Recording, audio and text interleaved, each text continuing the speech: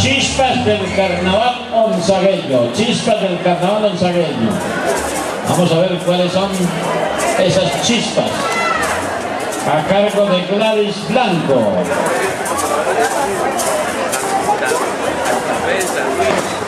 Santa Fe, San Luis. La Esperanza, Santa Inés. La Esperanza y Santa Inés. Vamos a ver qué nos representan las chispas del carnaval onzagueño. Ya traen un tenedor también de la muerte. No creo que ese disfraz rojo sí será de esa comparsa. Sí es. Se acercan un pasito más, un pasito más. Vamos a ver qué más. Viene la cosa. No más ahí. También muy bien elaborada, muy linda, muy preciosa. Ana Benigna viene.